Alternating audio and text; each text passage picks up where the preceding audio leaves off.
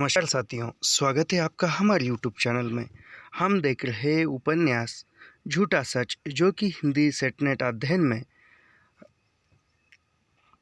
तो इसके पहले इस झूठा सच उपन्यास के हमने लगभग 60 भाग अपलोड किए हैं इसी चैनल पर, और आज अगला भाग बनने जा रहा है। इसके पहले भाग में हमने देखा कि कनक जो है वह दिल्ली से लौट आई है। जालंधर जो दिल्ली में अपने माता पिता तथा तारा से मिलने गई थी, और वह मिलकर आई, और जो भी शीलो का प्रश्न था उसके सिलसिले में पूरी से वो कनक ने बातचीत किया और दोनों के बीच में अनबन हुई थी। कुछ तनावपूर्ण वातावरण उत्पन्न हुआ था। उसी से इसलिए कुछ वह क्रोधित होकर ऑफिस आई थी कनक, और वो ऑफिस में उसने दिन बिताया, और जाते समय वह गिल उससे प्रश्न कर रहा है, या गिल उसका पूरी किस प्रकार है, पूरी का स्वभाव किस प्रकार है, यह उसे बता रहा है, समझा रहा है। यहाँ तक हमने देखा था, और यहाँ से आगे आप जो दृष्टिकोण उसके सामने रखा था वह कनक को अन्याय लगा।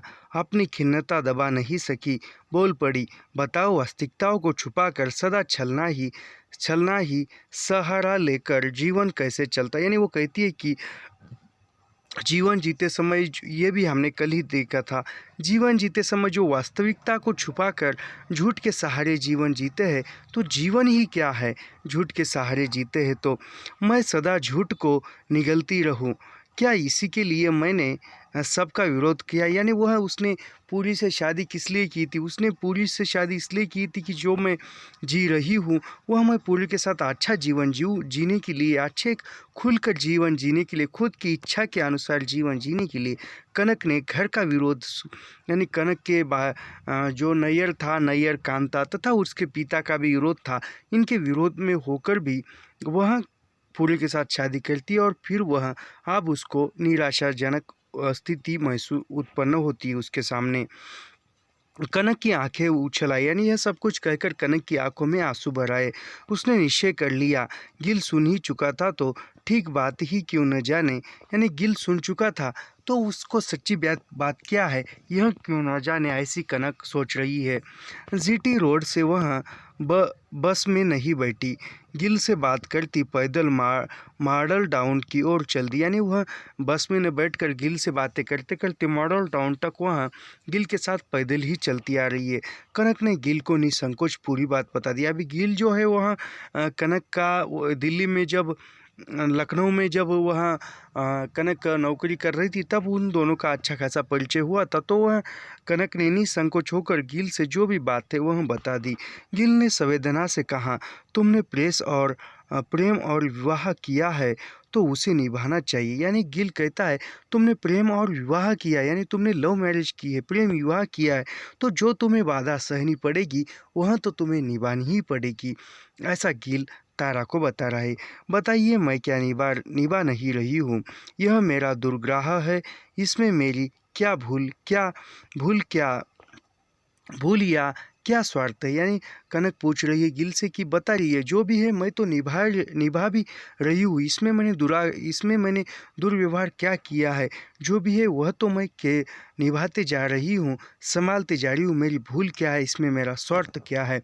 कनक ने गिल की आंखों में देखा, गिल की आंखों में देखकर बता रही, कह तो चुका हूँ, पूरी को अब न्याय की नहीं, धारणाओं की आवश्यकता नहीं है। हाँ, 5 वर्ष पूर्व वह तुमसे सहमत होता। यानी गिल समझा रहा है कनक से, गिल को आप किसी धारणाओं की आवश्यकता नहीं है, और ना ही वह किसकी सहायता की, क्योंकि आप वो परिपूर्ण बन चुका है। वह खुद के पैरों पर एक अच्छी तरह से खड़ा हो चुका है। उसके पास जो भी पूंजी है, पैसा अदला जो भी है, वह सब कुछ उसके पास है। और वो 5 साल पूर्व कुछ भी उसके पास नहीं था। तब वह कनक से बात से सहमत होता था, तब कनक जैसा चाहे वैसा वह व्यवहार कर सकता था, लेकिन अब नहीं कर सकता है। वह गिल कनक को समझा रहा है। 5 वर्ष पूर्व, कनक ने संदेह प्रकट किया और बोली, 5 वर्ष पूर्व इन्होंने तारा के साथ क्या किया था? यानी कनक सुनकर बोल रही है कि 5 वर्ष पूर्व, यानी कि विस्मय से पूछ रही है कि 5 वर्ष पूर्व। कनक ने यानी संदेह प्रकट करते हुए पूछ रही है कि 5 वर्ष पूर्व इन्होंने तारा के साथ क्या किया था। उसने तारा के विवाह की बात भी बता दी, यानी तारा की विवाह की बात भी बता दी थी। कनक क्षोभ में उबल पड़ी। वह कह दिया, यानी कनक क्षोभ में यानी क्रोध में उबल पड़ी और कह दिया, जीजाजी को तभी पता लग गया था, उन्होंने मुझे बताया भी था, परंतु तब मैंने इनके विरुद्ध कोई बात सुन ही नहीं सकी थी।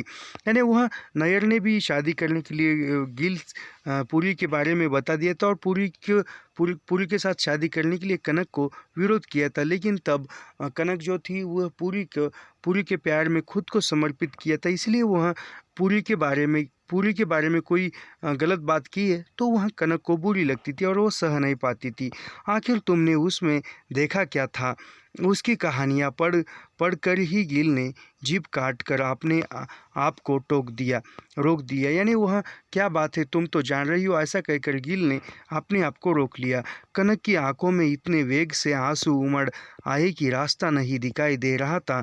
सड़क पर थी फिर भी आंचल आंखों पर पहुंच गया। यानी वह चलते चलते सब कुछ सुनकर गिल की कनक की आंखों में आंसू आए, वो रोने लगी है और वह आंसू आने के कारण उसको रास्ता धुंधला दिखाई दे रहा है और वह आंचल से आंख पोंछ रही है। तुरंत ख्याल आते ही आंसुओं को पीकर आंखें पोंछ आंचल हटा लिया। यानी तुरंत उसको ख्याल आया कि मैं रास्ते पर हूँ और वो फिर तूने आंखें पोंछा और आंचल जो है आंखों के सामने से हटा लिया। गनीमत थी कोई सामने नहीं आ रहा था। यानी गनीमत जब वो रो रही थी कि वो सामने से कोई नहीं आ रहा था। तब 20-25 कदम तक वह कुछ बोल ही नहीं सकी। फिर पूछा, आपसे इन्होंने स्वयं बात की है, आप क्यों नहीं समझाते? यानी फिर रुक कर कुछ कदम दूर चलकर फिर वह गिल से पूछ रही है कि आपसे इन्होंने बात की है, आप क्यों नहीं समझाते? ऐसा वह गिल को बता रही है। तुम्हारे समर्थन में उसका विरोध करूंगा तो मेरा यहाँ रहना संभव नहीं रहेगा। यानी वो गिल कहता है कि मैं तुम्हारा पक्ष लेकर मैं पुरी को समझाऊंगा तो मैं उसकी नज़र में गलत बन जाऊंगा और वह पुरी जो है यहाँ से मुझे निकाल देगा। मैं तुम्हारा समर्थन लेकर उसे मैं समझा नहीं सकता, बात नहीं कर सकता। क्या मतलब? कनक ने आशंका प्रकट की। यानी कनक ने आशंका प्रकट करते हुए पूछा कि इसका क्या मतलब है? पुरी यह नहीं सह सकेगा कि मैं उसका विरोध और तुम्हारा समर्थन करूं। यानी पुरी जो है यह नहीं समझ सकेगा। गिल कहता है कि मैं जो हूँ तुम्हारा समर्थन कर रहा हूँ और उसके विचारों का विरोध कर रहा हूँ, ऐसा मैं उसको बता दूँ या दिखा दे तो वह मुझे निकाल देगा। मैं उसकी बात सुनकर चुप रहूँ तो उसे सहानुभूति जान पड़ती है। यानी उसकी बात सुनकर ही मैं चुप रहूँ तो मैं उस पुरी को लगता है तो गिल जो है उसका समर्थन करेगा और वह मुझे कुछ नहीं कहेगा। यदि तुम्हारा समर्थन करूँगा तो उसे अनुचित हस्तक्षेप जान पड़ेगा, संदेह करने लगेगा। मैं ही तुम्हारे बहकाता हूँ।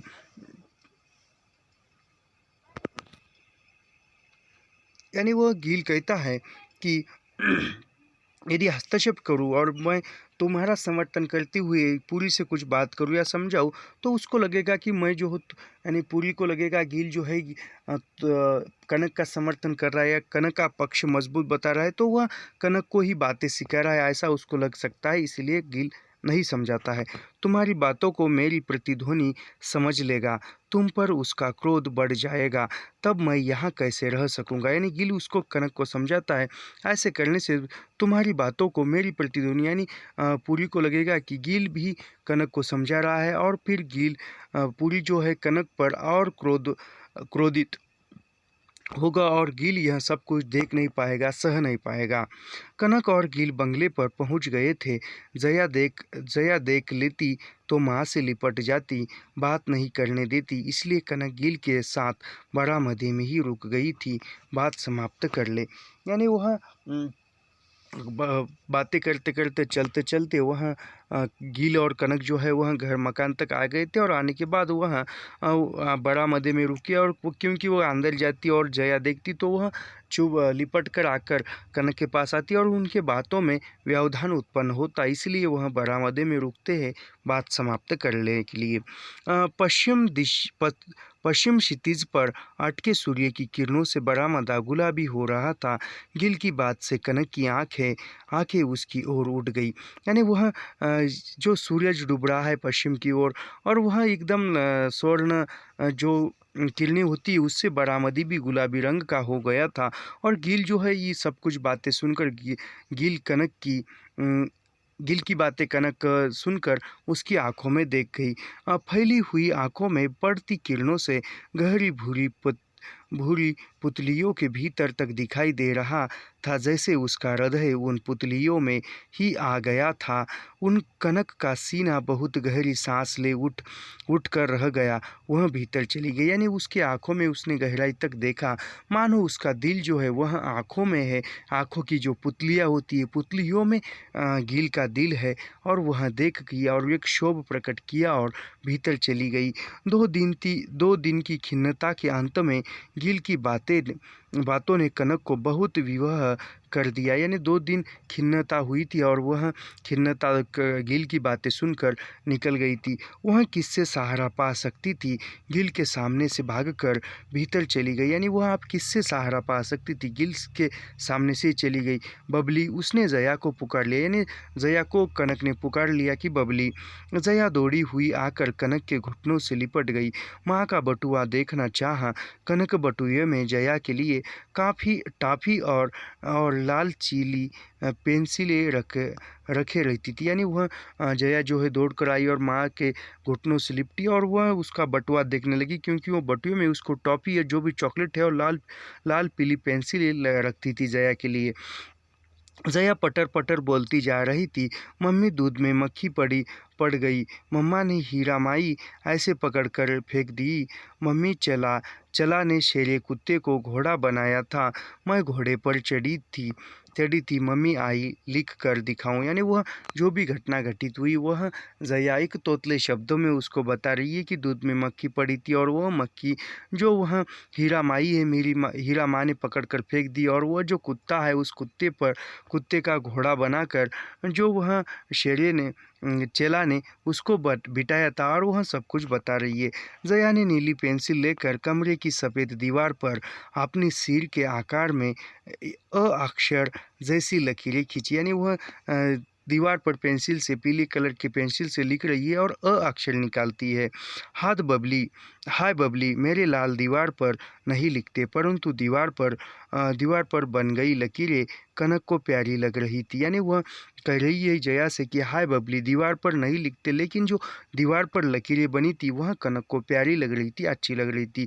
हीरा माई जया का हाथ मुंह धोकर कपड़े बदल चुकी थी। यानी उसको हीरा माई जो नौकरानी थी उसने जया का हाथ मुंह धोकर उसको कपड़े बदल लिए थे। कनक मन की उलझन में मुंह चुराने के लिए फिर उसके केशों में कंघी कर नया फीता बांधने लगी। यानी वो फिर जया के बाल बनाने, मन को बहलाने के लिए जया के बाल बना रही है। गिल बैठक में बैठ गया था। उस ओर झाँक कर कनक ने कहा, चाय अभी आती है, जल तो नहीं चाहिए। यानी वह कनक ने देखा और बैठक में गिल बैठा और देखा और कहती है चाय अभी आती ही होगी, अब पानी जल तो नहीं चाहिए, यानी आपको पानी तो नहीं चाहिए। कनक बाहर निकली तो भी पूरी लौट कर नहीं आया था। लौटने का समय अनुमान भी नहीं था। यानी वह कनक बाहर आई तो वह पूरी जो है लौट कर नहीं आया था और कितने बजे आएंगे यह भी अनुमान नहीं था।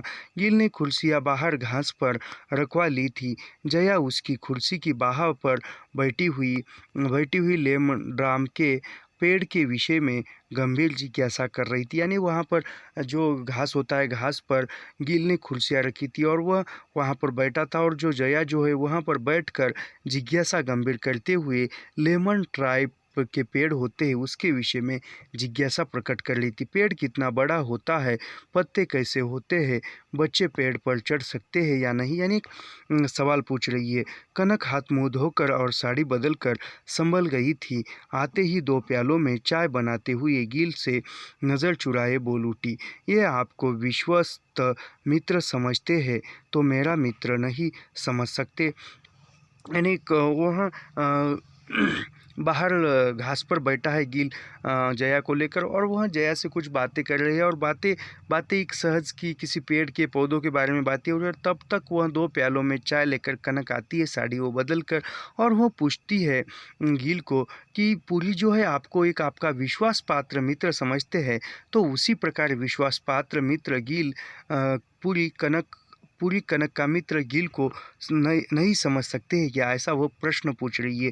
कोई पति स्वीकार नहीं करेगा, यह संबंध ही एकाधिकार का है। यानी वह कहता है गिल कि कोई पति जो है अपनी पत्नी के विश्वास पात्र मित्र का जो संबंध है वह संबंध स्वीकार नहीं करेगा। एकाधिकार का क्या मतलब, सीमाओं की बात मैं मानती हूँ बिना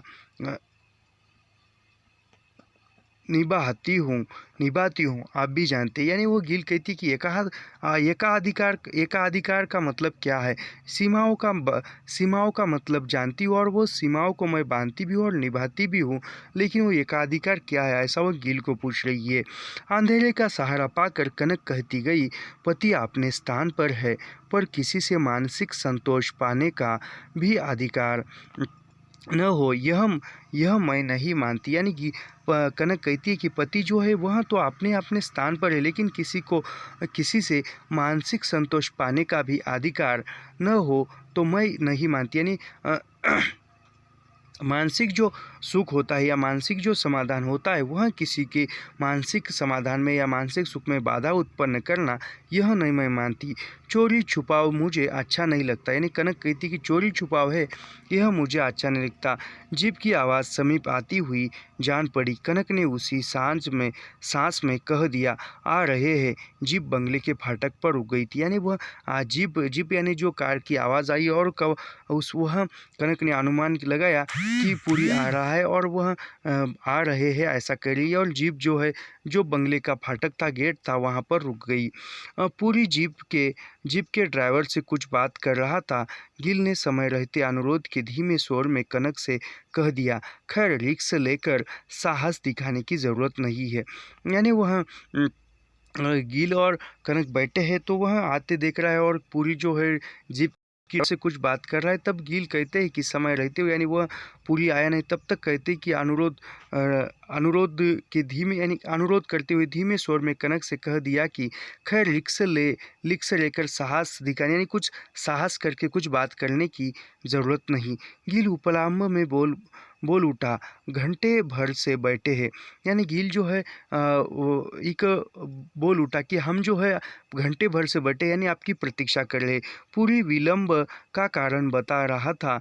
कनक ने अपने लिए बनाए प्याले में चम्मच से चीनी चलाते हुए पूरी के सामने कर दिया। तीसरा प्याला पहले से ही मौजूद था। यानी वह गिल बता रहा है कि हम जो है आपकी प्रतीक्षा कर रहे, घंटे बैठे हैं और आप आ रहे हैं। और तभी गिल को पूरी जो है लेट होने की या देर होने की जो बात है वो बता रहा है। तब तक कनक ने जो चाय बनाया और चाय बनाकर तीसरे प्याले में रख कर वह पूरी को दे दिया।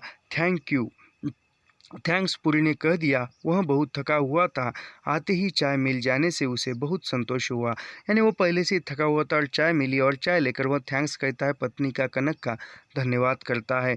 गिल ने दोनों को संबोधन कर परंतु कनक की ओर देखकर स्नेह से डांट दिया, मुँह बनाना छोड़ो, दोनों सीधी तरह बात करो। यानी वह गिल जो है बातें कर रहा है और बातें करते हुए वह कनक की तरफ देखता है और कनक को डांटता हुआ कहता है कि मुंह बनाना छोड़ो और दोनों सीधी तरह से बात करो। पूरी को अपने समर्थन का संकेत मिला। यानी पूरी को लगा कि गिल जो है मेरा समर्थन कर रहा है और उसको कुछ थोड़ा सी एनर्जी मिली। कब बात नहीं की, जिसे डांटना होता है मुझे ही पर जोर चलाता है। कनक ने मान से अन्याय का विरोध किया, यानी कनक ने विरोध किया अन्याय का, और वो कहता है विरोध किया। पुरी ने अनुकूल अवसर पाकर गिल के सामने ही कनक को सुना देना चाहा। विधानसभा का सदस्य बन जाने और इतने उत्तरदायित्व संभाल लेने से उसका खर्च और चिंताएं कितनी बढ़ गई थी। यानी वह पुरी ने भी अवसर पाया और गिल के सामने ही कनक को बताना चाहा कि मैं जो आप विधानसभा का सदस्य हूँ, और उसके बाद विधानसभा का सदस्य होने के नाते बहुत से कामकाज, बहुत से अधिकार जो है वह मुझ पर आ पड़े हैं, और जो भी खर्च और चिंताएं मेरी बढ़ गई है। रिक्शा टांगे पर चलकर उसका काम पूरा हो ही नहीं सकता था, यानी रिक्शा टांगे पर जाकर उसका काम हो ही नहीं सकता था। बताया सोमराज उसे एक सेकंड हैंड गाड़ी ले लेने की सलाह देता रहता था, पर वह खर्च बढ़ाने से डर रहता था। लेकिन आप समझ लिया है, गाड़ी के बिना काम हो नहीं सकता। यानी जो सोमराज जो है वह पहले ही पुरी को बताता था कि एक सेकंड हैंड जो गाड़ी है वह आप लीजिए, लेकिन वह गाड़ी लेने से खर्चा बढ़ेगा, ऐसे डर से वह नहीं लेता था। लेकिन आप गाड़ी की जो कमी है उसको महसूस हो रही है और गाड़ी चाहिए, ऐसा पुरी को लग रहा है। गाड़ी ले लोगों के तो उससे काम हल्का हो जाएगा, गिल ने पूछ लिया। यानी गिल पूछता है कि क्या गाड़ी लेने से जो भी काम है वह समय पर हो जाएगा, या समस्या जो भी है वह गाड़ी लेने से हल हो जाएगी। भाई समय तो बचेगा, मुझे सूरज प्रकाश से और दो वालों से रोज़ रोज़ मांगना अच्छा नहीं लगता। यानी वह पूरी कहता है कि जो समय बचेगा और मुझे सूरज प्रकाश या अन्य लोगों से गाड़ी रोज़ रोज़ मांगना अच्छा नहीं लगता। इसे भी प्रेस दफ्तर आने जाने में सुविधा हो जाएगी, पूरी ने उत्तर दिया। यानी पूरी बताता है कि कनक को भी वह समय पर ऑफिस में आने जाने के लिए गाड़ी होगी, और फिर ऐसा उत्तर दिया। मेरा ख्याल है, गिल ने गहरा सांस लेकर कह दिया। यानी गिल गहरा सांस लेकर कहता है कि मेरा ख्याल है, गाड़ी पर बैठने की धूल से बचने की सुविधा तो हो जाएगी, परंतु काम का बोझ कम नहीं होगा, बल्कि गाड़ी का खर्चा पूरा कर सकने के लिए कुछ अधिक ही चिंता और काम करना पड़ेगा। यानी वह गिल कहता है कि मेरा ख्याल है कि गाड़ी खरीदने पर और गाड़ी में बैठने से जो धूल है, धूल से बचा जा सकता है, लेकिन काम का जो बोझ है उससे नहीं बचा जा सकता, ऐसा गिल बता रहा है। होगा, बल्कि गाड़ी का खर्चा पूरा करने के लिए भी अधिक चिंताएं उत्पन्न होगी। यानी गाड़ी पर भी खर्चा होता है तो उसके पैसा जुटाने के लिए भी अधिक खर्चा होगा।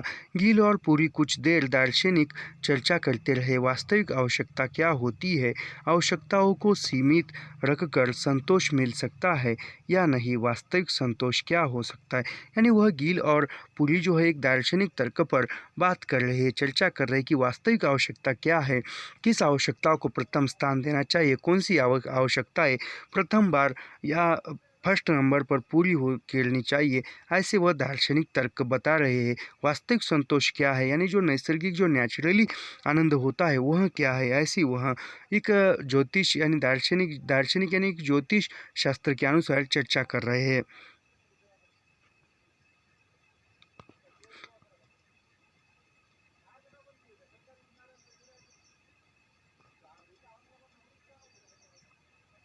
कनक सोच रही थी, आज ये कितने दिन व्यवसाय या राजनीतिक पतरे के अतिरिक्त दूसरी बात कर रहे थे। यानी वो कनक बहुत दिनों से सुन रही थी कि पूरी जो है बहुत दिनों के बाद आज व्यवहारिक और राजनीतिक बातें छोड़कर कोई दूसरी बातें अन्य बातें कर रही है। पूरी और कनक में शीलो और तारा का प्रसंग फिर न उठा, परंतु गिल और कनक में इस संबंध में, विशेषकर तारा के बारे में कई बार बहुत ब्यौरे से बात और उस पर तर्क भी चलता रहा। यानी वह उनकी बात हो रही है और तब तारा और शीलो के बीच में कोई बात न उभर कर सामने आई, लेकिन गिल और कनक और तारा के बीच में, तारा के विषय में जो भी वह बातें हुई थी वह बेवड़े से सविस्तर बातें और उस पर तर्क भी लगाकर चर्चा की थी।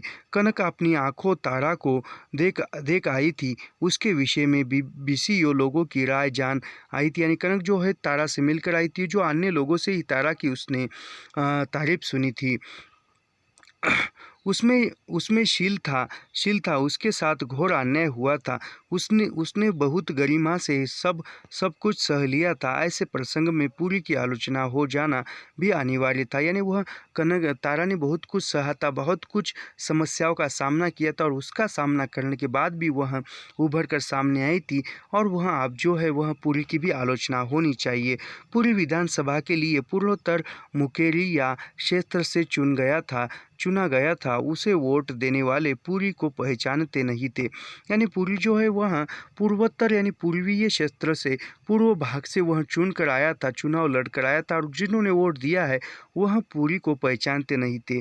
उसका नाम भी बहुत कम लोगों ने सुना था। क्षेत्र के पुराने निवासियों ने और मुस्लिम किसानों की धरती पर पश्चिम से आकर बसे सिख हिंदू किसानों ने कांग्रेस को ही वोट दिए थे। यानी वह जो गए थे और जो पश्चिम की ओर से यानी पाकिस्तान की ओर से जो भी हिंदू मुस्लिम हिंदू सिख लोग हैं वह मुस्लिम के ज़मीनों पर आकर बस गए थे, उन्होंने वोट कांग्रेस को वोट दिया था। उन्होंने वोट पुरी के नाम पर नहीं, कांग्रेस के चुनाव चिन्ह बैलों की जोड़ी का चित्र देख कर दिए थे। यानी वो उसने पुरी का नाम देखकर वोट नहीं दिया था, उन्होंने जो कांग्रेस का चिन्ह है बैल जोड़ी, यह आप याद रखिए कि पूछ सकता है, क्योंकि आजकल एनटीए काफ़ी सूक्ष्मता के साथ प्रश्न पूछ रहा है। तो वह पूछ सकता है कि झूठा सच उपन्यास में कांग्रेस का चुनाव चिन्ह कौन सा था, तो बैलों की जोड़ी याद रखिए आप। तो बैलों की वह जिन लोगों ने वोट दिया है वह उन्होंने पुरी का नाम देखकर या पुरी को सोचकर वोट नहीं दिया, उन्होंने कांग्रेस को वोट दिया और कांग्रेस पक्ष का जो चिन्ह था चुनाव चिन्ह वह बैलों की जोड़ी का चित्र देखकर वोट दिए थे। साधारण किसान की धारणा थी कांग्रेस और मुस्लिम लीग ने देश का राज बांट लिया था, पूरी पंजाब और शेष भारत कांग्रेस को मिल गया था।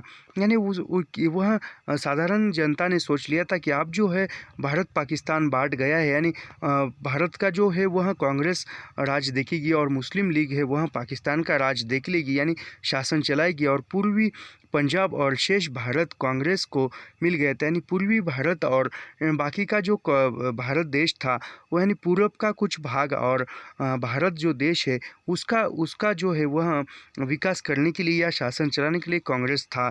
अब कांग्रेस ही राजा थी, भविष्य में धरती का लगान अंग्रेज सरकार को नहीं कांग्रेस सरकार को ही देना होगा। यानी जो भी धरती का जो टैक्स होता है वह जो टैक्स है वह टैक्स आप अंग्रेज सरकार को नहीं बल्कि कांग्रेस सरकार को देना होगा। पश्चिम से आए किसानों ने पूर्व में जाग आकर जिन खेतों पर कब्जा कर लिया था उन्हें ये कांग्रेस सरकार की मंजूरी से ही रख सकते थे। यानी जो भी वह शरणार्थी आए थे और यहाँ आकर जिन्होंने जो खेत ज़मीनों पर कब्जा कर लिया था वह कब्जा या वह उसकी ज़मीन हमेशा के लिए रहने के लिए उस पर जो कब्ज़ा जमाने के लिए जो कांग्रेस सरकार भी वह उसको मदद कर सकती थी। जिन्हें अभी ज़मीन नहीं मिल सकी थी वे कांग्रेस सरकार से ही ज़मीन की आशा रखते थे। यानी जिनके पास ज़मीन नहीं है और ज़मीन चाहते ऐसे ही लोग कांग्रेस सरकार से आशा रख रहे थे कि कांग्रेस सरकार आने से हमें ज़मीन मिल सकती है। वैधानिक रूप से कांग्रेस पार्टी और कांग्रेस सरकार का अस्तित्व पृथक था, परंतु कांग्रेस पार्टी और भारत सरकार के झंडों का रंग एक ही था। यानी वह वैचारिक दृष्टि से और जो भी थी कांग्रेस पार्टी जो ही सरकार का अस्तित्व पृथक था, यानी सभी और था, लेकिन परंतु कांग्रेस पार्टी भारत सरकार के झंडों का यानी कांग्रेस पार्टी का जो झंडा है और भारत का जो झंडा है इसका रंग एक ही था। झंडों पर चक्र और चरखे के भेद की सूक्ष्मता झंडा पूरा खुला होने पर ही प्रकट होता था। यानी झंडे पर उस समय में चरखा था, आज जो था वह जो चक्र है अशोक चक्र, उस समय में जो पहली बार वह एक चरखा था लेकिन अशोक चक्र नहीं था और वह झंडा खुलने पर उस चरखे का और उस चरखे का जो राज है वह राज पता चल जाता था। सरकारी ऐलान था कि सरकार चुनाव में निष्पक्ष थी। चुनाव से पूर्व सरकार ने देश के कल्याण के लिए मुख्यतः कृषि और किसानों की अवस्था सुधारने और बेकारी मिटा देने के लिए अरबों रुपए के खर्च से नहरें बांध और सस्ती बिजली बांटने की योजनाओं का प्रचार आरंभ कर लिया था। यानी वह चुनाव होने से पूर्व ही या चुनाव के बाद सरकार ने ऐलान किया था जो भी इस चुनाव हो रहे वो निष्पक्ष हो रहे हैं, इसमें कोई विरोध नहीं है, इसमें कोई ये नहीं है क्योंकि ये लोकशाही है और तो वह एक चुनाव निष्पक्ष होकर हो रहा है। यह सिर्फ जनता का भलाई के लिए हो रहा है। जो भी बेरोज़गार है उसको रोज़गार दिलाने के लिए, किसानों की व्यवस्था सुधारने के लिए, बेकारी मिटाने के लिए अरबों रुपए खर्च किए जाएंगे। यानी वह नए रोज़गार के साधन उपलब्ध करने के लिए, खेती में नया साधन उपलब्ध करने के लिए, या किसानों का स्थान ऊंचा करने के लिए बेकारी मिटाकर जो भी बेकार लोग हैं उसको रोज़गार पाने के लिए पैसे खर्च किया जा रहे थे, ऐसा ऐलान कर लिया था, ऐसा प्रचार करना आरंभ कर दिया था सरकार ने। इससे पूर्व जनता अंग्रेज़ों के विरुद्ध के लिए कांग्रेस को वोट देना सीख चुकी थी। यानी इससे पूर्व जो कांग्रेस जो है वह देश से अंग्रेज़ भगाने के लिए वोट दे चुकी थी। आप किसान शक्तिमती कांग्रेस को छोड़कर दूसरे छोटे मोटे राजनैतिक दल को वोट क्यों देते? यानी आप जो है वह दूसरे दलों को या दूसरे पक्षों को वह वोट क्यों देते? उन्होंने आप भी कांग्रेस को वोट दे दिया था। कांग्रेस के लिए वोट पूरी के लिए वोट था। यानी कांग्रेस को जो वोट मिला वह वोट पूरी को मिला।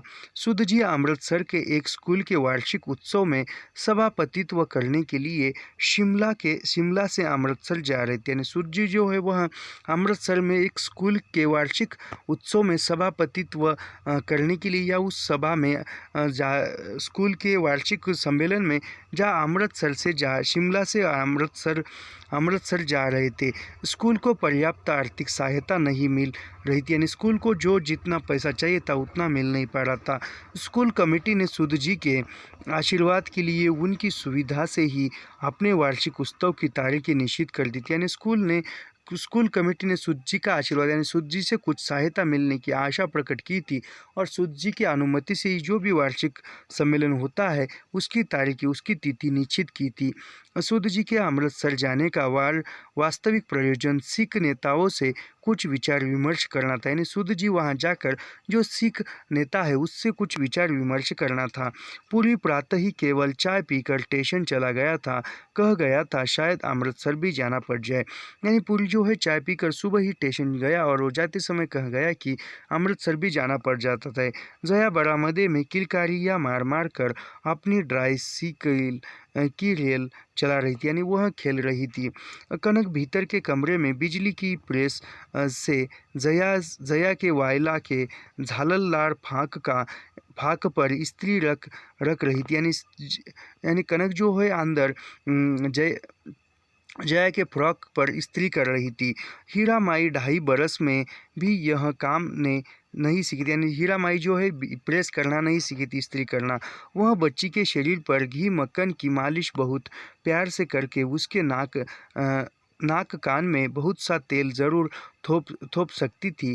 केशों की महीन बेनियाँ बनाकर चूड़ियाँ भी कर देती थी, परंतु केशों में छल्ले डालकर उन्हें फुलाकर तितली के आकार में फीते बांध सकना उसके बस की बात नहीं थी। यानी वह जो है वह जया को नहा धोकर मालिश कर तैयार करती थी, लेकिन वह अच्छी तरह से जो वह जूड़ा कह सकते हैं हम, वह जूड़ा बांध नहीं सकती थी बालों का जया का। शेरा बहुत जोर से भौंका और सहसा जया की चीख सुनाई दी। यानी वह शेरा जो है कुत्ते का नाम है, और वह जोर से भौंका और फिर जया जो है उसकी भौंकने का आवाज़ सुनकर चीख सुनाई दी। क्या हुआ मुन्नी? कनक चौंक कर घबरा गई, आशंका हुई गिर पड़ी होगी।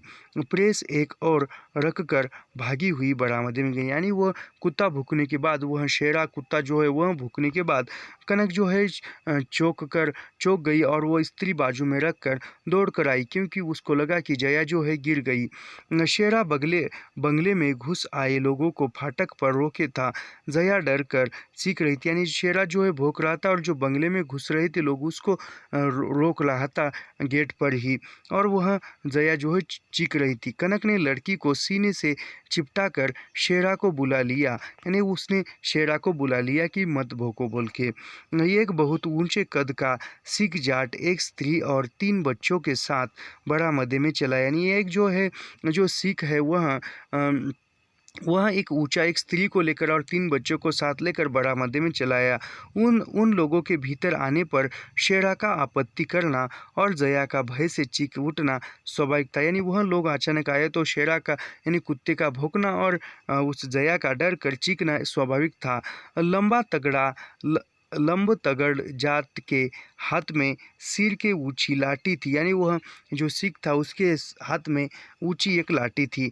दूसरे हाथ में कंधे के पीछे पीठ पर फटी चादर की गठरी में 2-3 बर्तन लिए थे, यानी उसके हाथ के पीछे जो था, पीछे एक गठरी में चादर था और चादर में लिपटे कुछ बर्तन थे।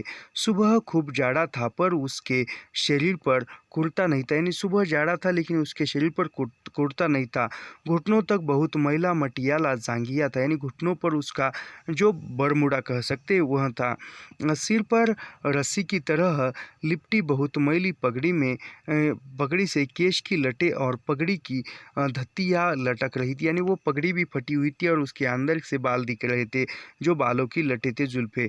विकट दाढ़ी मूछ गर्द से भरी और उलझी हुई थी, यानी जो उसकी दाढ़ी मूछ भी उलझी हुई थी।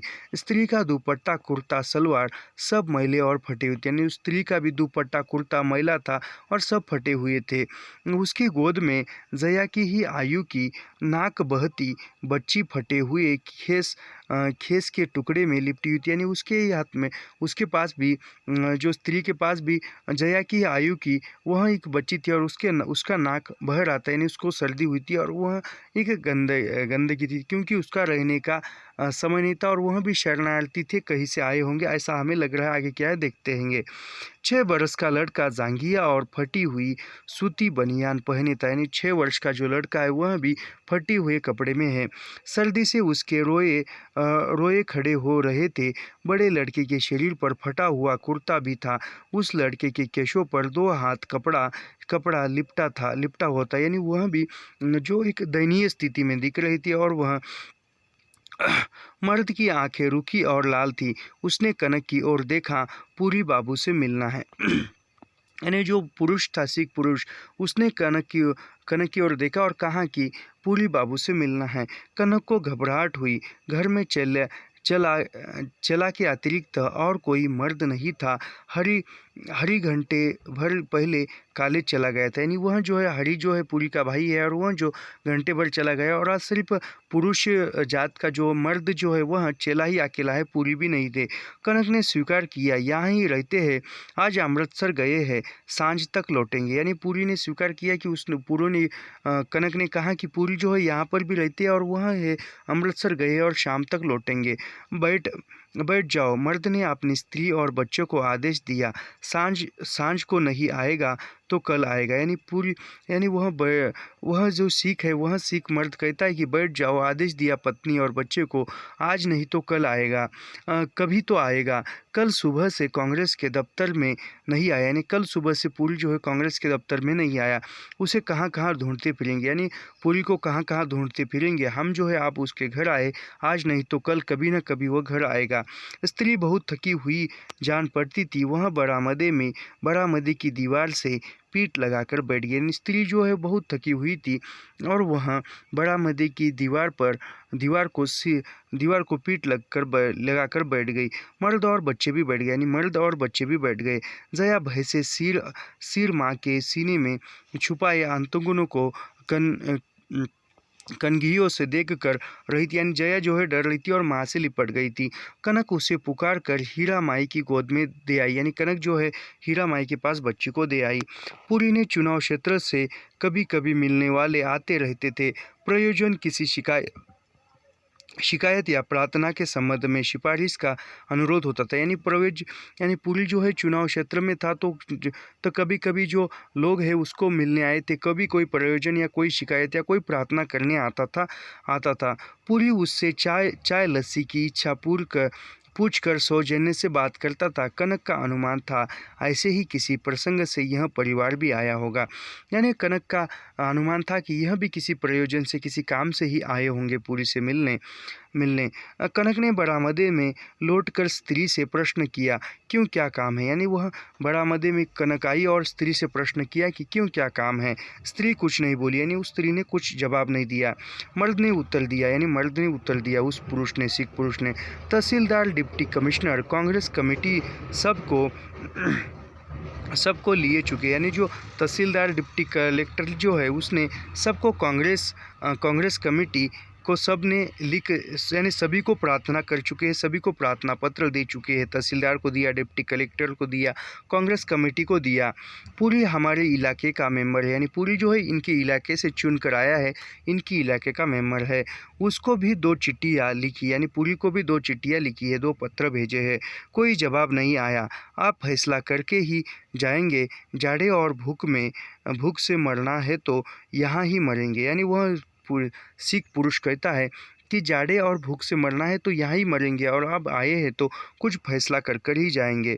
पूरी हमारा कुछ नहीं करेगा तो 5 जीवों को समान में ले जाकर फूकेगा, नहीं तो रब वाहे गुरु उससे समझाएगा। यानी वो कहता है कि पूरी जो है हमारा कुछ नहीं करेगा तो 5 जीवों, यानी वो हमारा कुछ नहीं करेगा तो हम मरने के बाद हमें वो फूकेगा, यानी हमें वो मारेगा, नहीं तो वह वाहे गुरु यानी वो ईश्वर उसको देख लेगा।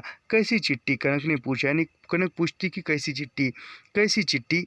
मर्द बिगड़ उठा, तुम लोग बंगलों में पलंगों पर लिफाज ओढ़कर मेमोरी के ऐश करो।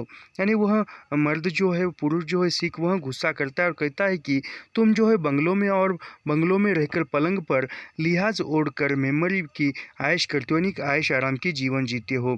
खून के हलवे खाओ, लस्सी दूध पियो, तुम्हें हमारी चिट्ठी पढ़ने की फुर्सत कहाँ। यानी वो कहता है कि तुम जो है खाने पीने ऐश करने में रहते हो, और तुम हम जैसे आम व्यक्ति की आम लोगों की चिट्ठी पढ़ने की कहाँ फुर्सत है, कहाँ समय है।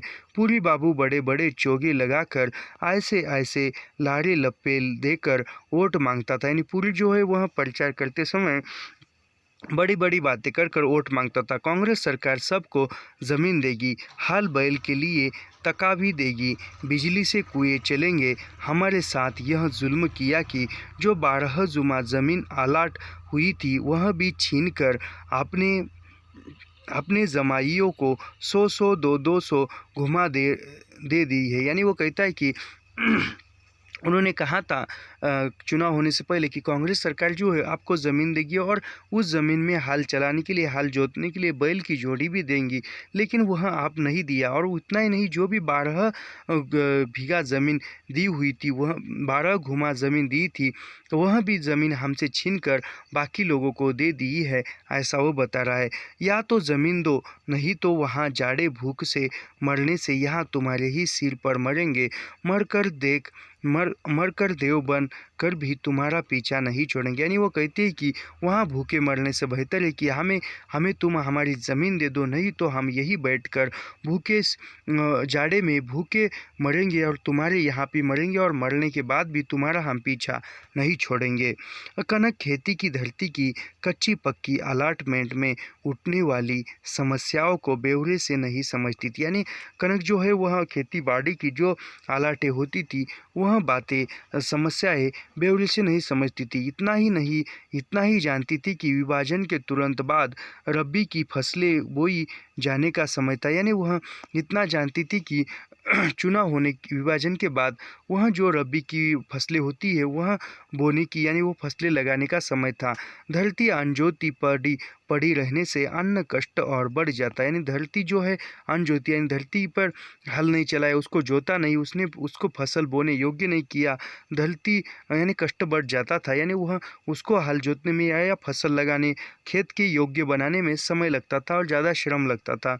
इस विचार से सरकार ने पश्चिम से आए लोगों को भाग गए मुसलमान किसानों के परती पड़े खेत जोत लेने दिए थे। यानी वह जो मुस्लिम लोग हैं खेत छोड़कर गए हुए, उनकी ज़मीन उन लोगों को दी थी।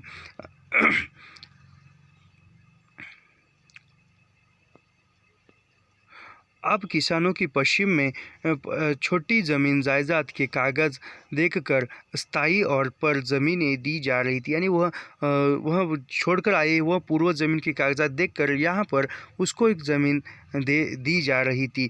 पश्चिम में 2 लोग बेज़मीन थे, पूर्व में आकर भी बेज़मीन बन गए। यानी पश्चिम की ओर जो थे वह लोग बेज़मीन थे, उनको ज़मीन नहीं थी, खेत नहीं था, और यहाँ आकर भी वह बेज़मीन रह गए, यानी यहाँ पर भी उनको खेत नहीं मिला। कनक को दुखी परिवार पर दया आई, कनक को उस दुखी परिवार पर दया आई, उनका क्रोध भी दयनीय लगा। यानी क्रोध आना स्वभाव है। जया पिछले साल बुनी गई फ्रॉक पहनी थी, यानी जया जो है वह पिछले साल बुनी हुई फ्रॉक पहनी थी। कनक ने नई फ्रॉक पहनना दी और पुरानी फ्रॉक सिख की गोद की लड़की के लिए दी, यानी वो पुरानी फ्रॉक उस लड़की को दी। वह किसान के सामने बैठ गई और उसकी समस्या सुनती रही, यानी वह किसान के सामने बैठ गई और वो समस्या सुनने लगी। बेला सिंह पश्चिम में सियालकोट जिले से आया था, यानी वह उसका नाम जो था उस पुरुष का वह नाम बेला सिंह था और वो पश्चिम के सियालकोट नामक जिले से आया था। सन 1947 में उसने पश्चिम चले गए मुसलमान किसान की 12 घुमा जमीन और कुएं पर कब्जा कर लिया था, यानी वह जो विभाजन के समय मुसलमान चला गया था 1947 में, उसकी 12 घुमा जमीन पर कुएं के साथ कब्जा कर लिया था। वह नरोहा में शिकमी किसान था, यानी वो नरोमा में शिकमी किसान था। वह पश्चिम में अपनी ज़मीन की मिल्कियत का कोई प्रमाण पत्र नहीं दे सकता था, यानी वह पश्चिम की ओर कोई ज़मीन थी इसका कोई प्रमाण पत्र नहीं दे सकता था। सन 1950 में उस पर बेदखली का हुक्म हो गया, यानी उस पर पहले के ज़मीन के कोई कागजात नहीं है ऐसा समझकर उसको हुक्म दे दिया गया कि यही ज़मीन ली। उसकी ज़मीन दसोदा सिंह को दे दी, यानी उसकी ज़मीन जो दसोदा सिंह है दूसरे व्यक्ति को दे दी। दसोदा सिंह के पास 1.5 मुरब्बा नरही ज़मीन पश्चिम में छोड़कर आने के कागजात थे, यानी वह जसोदा सिंह था उसने पश्चिम की ओर जो छोड़कर ज़मीन आया है उस ज़मीन के कागजात थे, लेकिन बेला सिंह के पास कोई कागज़ नहीं थे। बेला सिंह अकाली और कांग्रेसी आंदोलनों में भाग ले चुका था, यानी बेला सिंह जो है कांग्रेसी और अकेली जो आंदोलन हुए थे उसमें भाग ले चुका था। राजनीति समझता था, यानी राजनीति वह जानता था। आप 3 वर्ष मालिक किसान रहकर फिर खेत मजदूर बन जाने के लिए तैयार न था, यानी आप जो पहले वो राजनीति में था एक अच्छा खासा वह 3 वर्ष उसने खेत किया, किसान बनकर खेत किया, और आप जो है वो मजदूर बनकर खेत में काम करने को तैयार नहीं था। उसने बेदखली के खिलाफ अर्जी दे दी थी, यानी उसने जो बेदखली की थी उसकी ज़मीन छीनी थी उसके खिलाफ उसने अर्ज किया था या निवेदन किया था। चुनाव के समय वह कांग्रेस का साथ दे रहा था। सन 1952 तक उसके मुकदमे की बहुत सी तारीखें बढ़ती रही, यानी वह चुनाव जो हो रहा था तब वह कांग्रेस पक्ष का प्रचार कर रहा था, साथ दे रहा था, और 1952 तक उसका जो भी मुकदमा था उसकी तारीखें बढ़ती रही। चुनाव के बाद उसके विरुद्ध फैसला हो गया। दसोदा सिंह ने कुर्क अमीन और सिपाही ले जाकर उसकी ज़मीन पर कब्जा कर लिया, यानी वह फिर फैसला हुआ, और फैसला जो हुआ जसोदा सिंह के बाद सिंह के तरफ से हुआ, बेला सिंह की तरफ से नहीं हुआ, और फिर उसने जो दसोदा सिंह है उसने उस ज़मीन पर कब्जा कर लिया। कनक को दफ्तर जाना ज़रूरी था। रक्स 3 दिन में सर्दी ज़ुकाम से परेशान था, यानी वह कनक को दफ्तर जाना ज़रूरी था, और जो रक्स जो था वह 3 दिन से ज़ुकाम और सर्दी से परेशान था। दफ्तर में केवल गिल ही अकेला था, यानी दफ्तर में अकेला गिल था।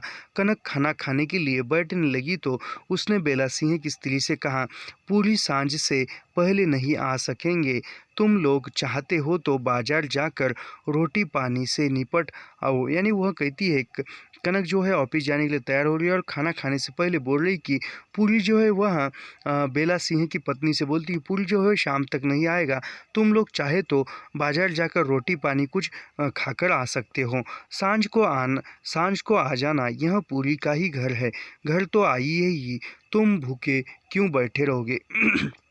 यानी वह कनक कहती है कि यह पूरी का ही घर है, शाम को आइए, और शाम को आइए, यहाँ बैठोगे तो तुम भूखे ही रहोगे। बेला सिंह ने क्रोध और खिन्नता से उत्तर दिया, हमें कहीं जाने की ज़रूरत नहीं। बेला सिंह क्रोध हो उठता है और कहता है कि हमें कहीं जाने की ज़रूरत नहीं, हम तो खेती की ज़मीन लेकर ही अन्न पानी मुंह में डालेंगे। बाबू रात आए, कल आए, परसों आए, न आए, बिना ज़मीन के हम कहाँ जाएंगे, हम जाएंगे कहाँ, जिएंगे कैसे। यानी वह बेला सिंह कहता है कि हम ज़मीन लिए बिना यहाँ से नहीं जाएंगे, और ज़मीन लिए बिना ही हम मुंह में पानी, अन्न पानी कुछ नहीं खाएंगे, यानी अनशन करेंगे। हम ज़मीन लेंगे या प्राण देंगे, यह वह कहता है बेला सिंह, हम ज़मीन लेंगे या प्राण देंगे, हम बैठे हैं, आने दो बाबू को, यानी कहते कि हम बैठे हैं, आने दो बाबू को, कब जब चाहे तब। जाने जाने की ज़रूरत नहीं। कनक ने समझाया, आटा आटा दाल ईंधन ईंधन मैं दे देती हूँ, तुम उधर 2 ईंटें रख कर बना लो। यानी वो कनक कहती है कि कहीं जाने की ज़रूरत नहीं है, मैं आपको आटा दाल जो भी सामग्री है भोजन बनाने की वह मैं देती हूँ, तुम यहीं पर ईंटे का चूल्हा बनाकर खाना बना लो। बच्चे भूखे हैं, इनके लिए 2 दिन फुलके मैं भेज देती हूँ। यानी कहती कि बच्चे भूखे हैं, उनके लिए मैं फुलके भेज देती हूँ। कनक ने एक थाली में 8-10 फुलके और कुछ दाल सब्जी लाकर स्त्री के सामने रख दी। आटा दाल दाल लेने का अनुरोध दोहराया। यानी वो जो भी फुलके हैं खाने के वह उस स्त्री के पास कनक ने लाकर दिए और आटा दाल लेने का अनुरोध स्त्री को किया। बेला सिंह ने इनकार से सिर हिला दिया। नहीं नहीं नहीं, बहुत मेहरबानी है। यानी वो बेला सिंह लेने से इनकार करता है, कहता है कि नहीं, यह बहुत मेहरबानी है, बच्चों को दे दिया बहुत है, हम तो ज़मीन का फैसला कर के खाएंगे। यानी वो बेला सिंह कहता है कि आपने बच्चों को दिया यही बहुत है, हम जो है ज़मीन का फैसला हो जाने के बाद ही खाना खाएंगे। कनक दफ्तर जाते समय रास्ते में जया को नर्सरी स्कूल में छोड़ जाती थी। यानी कनक जो है दफ्तर जाते समय जया को नर्सरी स्कूल में छोड़कर जाती है।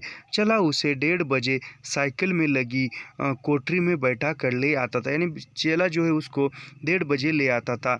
कनक 10 बजे जया को लेकर चली ही हीरामाई से भय प्रकट किया। यानी वह कनक जा रही है और जाते समय हीरा माई के पास कनक ने भय प्रकट किया। ऐसे लोग बरामदे में बैठे हैं, मुझे तो डर लगता है। हीरा ने अपनी आंखों के सामने अपना सब कुछ लूटते और अनेक लोगों का कत्ल होते देखा था। यानी वह हीरा माई डर प्रकट करती है और हीरा माई डर प्रकट करती है और वह उसको कहती कि मैंने यह सब कुछ देखा है, ऐसे लोगों का लगती है और कत्ल हुए देखा है। अपना सब कुछ लूटते देखा था हीरा माई ने और कत्ल हुए भी।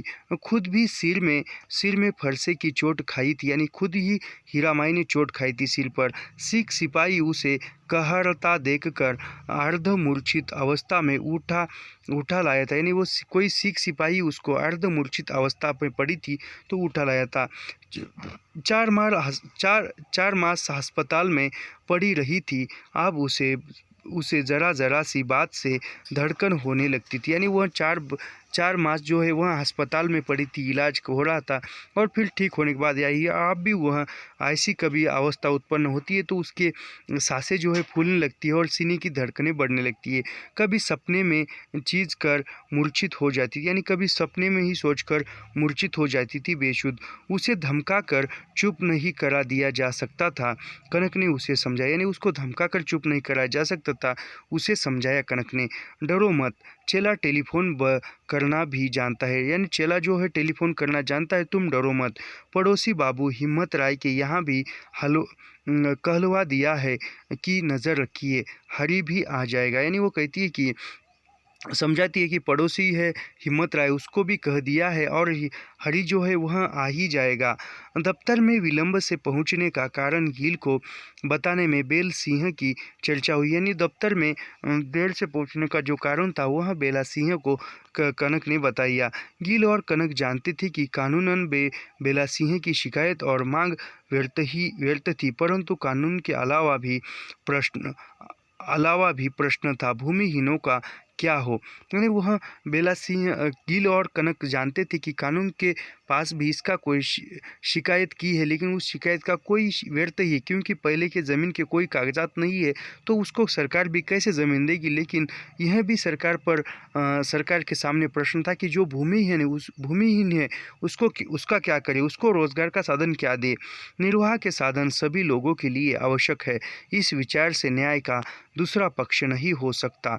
यानी वह निर्वाह करने के लिए, जीने के लिए भी, जीने के लिए रोजगार आवश्यक है और वह रोजगार उपलब्ध करा कर देना सरकार का काम है, यह भी है। गिल, रक्स और कनक यह चर्चा करके नए कानून के प्रति असंतोष प्रकट करते थे। यानी वह चर्चा करते हुए नया जो कानून है, नया जो सरकार है उस पर असंतोष प्रकट कर रहे थे। कनक की इच्छा थी नाजिर में साफ साफ लिखे, क्या जो लोग भूमि पत्ती रहे हैं उन्हीं को भूमि मिलनी चाहिए। खेती की भूमि के बंटवारे का कोई दूसरा न्याय सम्मत ढंग से नहीं हो सकता। यानी वह कनक लिखना चाहती थी नाज़िर में साफ साफ, जो लोग भूमिपति है, जिनके पास भूमि ज़्यादा है, क्या जिनके पास भूमि थी उनको ही ज़मीन मिलनी चाहिए, उनको ही भूमि मिलनी चाहिए, और जो भूमिहीन है उनको न्याय कैसा दिया जाए, उनके साथ क्या न्याय किया जाए, ऐसा वो लिखना चाहती थी। गिल ने उसे समझा कर रोक दिया। सरकार की आलोचना पूरी को पसंद नहीं आई। यानी वह गिल ने उसको समझाया और समझा कर कह दिया, सरकार की जो आलोचना है, यानी लिखने के लिए रोक दिया, और सरकार की जो आलोचना है वह पूरी को पसंद नहीं आएगी। उसने पिछला उदाहरण याद दिलाया, उसने पिछला जो उदाहरण है याद दिलाया। पटचारियों की हड़ताल के समर्थन में तुम लिखना चाहती थी, तब भी उसने आपत्ति की थी। यानी जो पटवारियों की हड़ताल थी और उस पर कनक लिखना चाहती थी, तब ने उसने आपत्ति की थी। गिल ने झगड़े के लिए कारण बना लेने से क्या लाभ, यानी खामखा झगड़ा मोल लेने से क्या लाभ है। कनक को मन मार कर कह जाना पड़ा। गिल से कुछ नहीं कहा, परंतु मन ही मन सोचती रही, हम लोगों की प्रकृति हर बात में खटकने लगी है, ये बदलती ही जा रही है। यानी वह गिल से कुछ नहीं किया, और हम लोगों की यानी पूरी और कनक की जो प्रकृति है वह बिगड़ती ही जा रही है, पूरी जो है बदलता ही जा रहा है, और बीच बीच में दोनों के बीच का जो रिश्ता है वह खटकने लगा है। संध्या समय कनक ने गिल से अनुरोध किया, ये किसी कारण से संध्या न लौट सके तो मुझे परेशानी हो जाएगी, ज़रा साथ चलिए। यानी शाम के समय पूरी नहीं आया तो वह परेशानी होगी, इसलिए वो गिल को कहती है कि आप मेरे साथ चलिए। कनक और गिल सड़क के मोड़ से बंगले की ओर मुड़े तो बंगले की चार दीवारी के साथ सड़क पर 10-12 आदमी खड़े दिखाई दिए। यानी वह गिल और कनक आए तो वह बंगले की तरफ मुड़े तो बंगले की वहाँ दीवार के पास 10-12 आदमी खड़े दिखाई दिए। कनक को बुरा लगा। फाटक के भीतर कदम रखा तो देखा पूरी भी बरामदे में था। यानी वह फाटक के और कदम बढ़ा तो पूरी भी बरामदे में था। पूरी के समीप हरिदेव भी खड़ा था, यानी पूरी के साथ हरिदेव भी खड़ा था। पूरी ने बालिश्त भर ऊंचा नौजवान लड़का दोनों हाथों की मुट्ठियाँ कमर पर टिकाए था। यानी वह जो लड़का है वह ऐसे मुट्ठी बांधकर हाथ कमर पर रखकर खड़ा था। संकेत मिले तो किसान को घसीट कर बंगले के फाटक से बाहर फेंक दे। यानी संकेत मिले तो जो लड़का है वह उस किसान को घसीट कर ले जाकर बंगले से बाहर फेंकने को तैयार था। पूरी के चेहरे पर पसीने से जमी धूल और काले पसीने की जैकेट पर धूल के महीन कण दिखाई दे रहे थे। यानी वह पसीने से और धूल के कारण तलतपत हो गया था। बेला सिंह दीवार से पीठ टिकाए बैठा था, बेला सिंह वहीं पर बैठा था। पूरी बहुत धैर्य और सहानुभूति से बात कर रहा था, पूरी जो है सहानुभूति से और धैर्य से बात कर रहा था। मेरे भाई, कानून तो सब लोगों के लिए बराबर है, मैं कानून को नहीं बदल सकता। यानी पूरी कह रहा है कि कानून तो सभी के लिए एक ही है, सभी के लिए बराबर है, मैं कानून के खिलाफ कोई बदल नहीं सकता। तुम्हें शिकायत है कि इंसाफ नहीं हुआ तो अदालत में अपील करो। यानी वह कहता है कि तुम्हें शिकायत है कि इंसाफ नहीं मिला तो अदालत में जाकर अपील करो। मैं कायदे की बात में ज़रूर मदद करूंगा, लेकिन हैकड़ी से काम नहीं चल सकता। यानी वो कहता है कि मैं कायदे के साथ चलता हूँ और कायदे से मैं तुम्हारी मदद ज़रूर करूंगा, लेकिन जो हैकड़ी से काम नहीं चलेगा। यानी वह ऐसे ज़ोर ज़बरदस्ती से काम नहीं चलेगा। बेला सिंह बहुत ऊंचे स्वर में बोला, यानी बेला सिंह क्रोध था और बहुत ऊंचे स्वर में बोला, देखता नहीं है बदन ढकने और पेट भरने को पैसा नहीं है, तो मुझे अदालत में मुकदमा लड़ने की बात सिखाता है। यानी बेला सिंह कहता है कि मेरे पास रहने खाने के लिए पैसा नहीं है, मेरी हालत तू देखता नहीं है और अदालत में मुकदमा चलाने की बात सिखाता है। मैं सब जानता हूँ, तुम ही कानून बनाने वाले हो, तुम ही अदालत में फैसला देने वाले हो। यानी वो कहता है बेला सिंह, मैं सब कुछ जानता हूँ, तुम ही अदालत में मुकदमा लेने वाले हो और तुम ही फैसला देने वाले हो। दसोदा सिंह अपनी हिम्मत पर मेरी ज़मीन छीन लेता तो मैं समझ लेता कि मैं नकारा हूँ, जिंदा रहने लायक नहीं हूँ। बाल बच्चों को लेकर कुएं में कूद पड़ता।